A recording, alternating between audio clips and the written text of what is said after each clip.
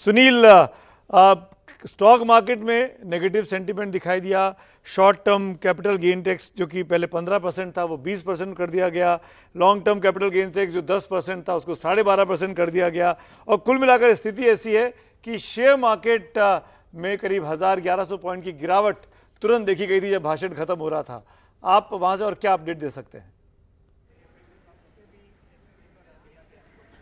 बिल्कुल सुबह जी, सुबह जब बाज़ार खुला था तब उम्मीद थी कि कुछ अच्छे घोषणाएं होंगी, कुछ टैक्स कम होंगे, लिहाजा हरा रंग था। लेकिन अब जब बजट शुरू हो चुका, बजट पूरा हो चुका है और जो घोषणाएं हो चुकी है कि long term capital gain, short term capital gain में जो कि बढ़त कर दी गई है, उसका नुकसान हम देख रहे हैं कि जो बाज़ार है वो एकदम लाल लाल हो चुका है, यानी कि जो है कि गिरावट आ चुकी है। क्या यही वजह रही या कुछ और वजह हैं और इसका क्या असर होगा, ये जानने के लिए हम बात करेंगे। हमारे साथ हैं मार्केट एक्सपर्ट हैं सिद्धार्थ कुमारवाला जी।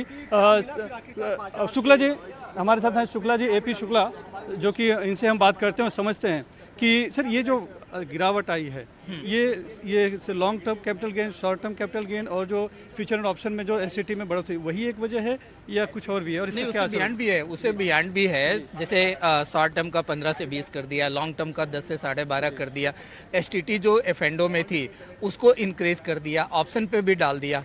प्लस जो बायबैक कंपनियां करती थी उनको लगता था कि हमारे शेयर का वैल्यूएशन ज़्यादा है, हम शेयर होल्डर से खरीद लेते हैं अच्छे भाव पे, वहाँ पे भी उन्होंने बायबैक पे टैक्स डाल दिया। बॉन्ड मार्केट जो है RBI अभी उसको प्रमोट कर रही थी रिटेल इन्वेस्टर के लिए, वो उसमें भी टैक्स डाल दिया।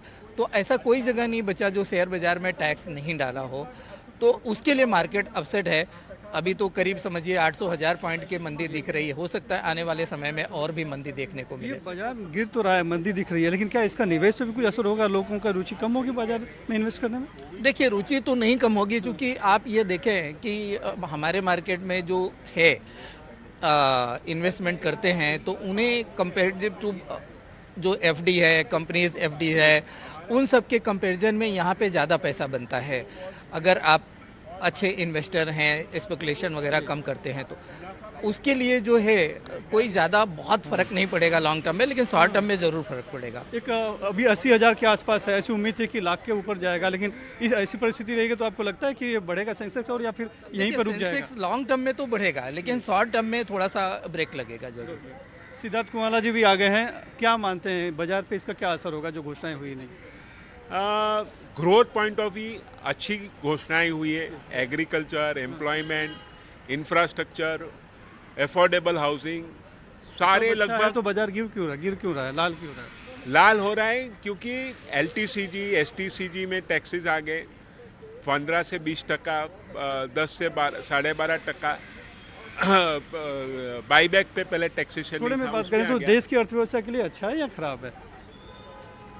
ग्रोथ ओरिएंटेड है, फिलहाल इन्वेस्टर के लिए थोड़ा नेगेटिव है क्योंकि टैक्सेशन बढ़ा है। वो थोड़ा और कम होना चाहिए था, जो बढ़ गया उल्टा। उम्मीद थी कि कम होना चाहिए था। हाँ हाँ, बिल्कुल बिल्कुल।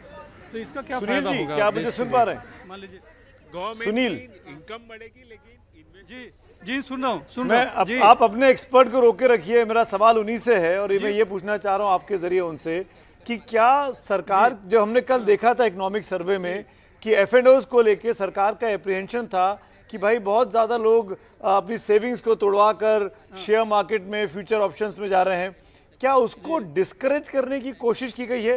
ये जो टैक्स बढ़ाया गया है, इसको कैसे देखते हैं? जी एक सवाल है जो दिल्ली से पूछा गया है कि लोगों में जैसे बढ़ रहा था कि FD वगैरह सब तोड़वा कर शेयर मार्केट में ज़्यादा लगा रहे थे, फ्यूचर ऑप्शन में जा रहे थे, इन्वेस्ट कर रहे थे, उसको रोकने के लिए कहीं इस तरह का ये capital gain, long term gain ये जो बढ़ाया गया, ऐसा आपको लगता है?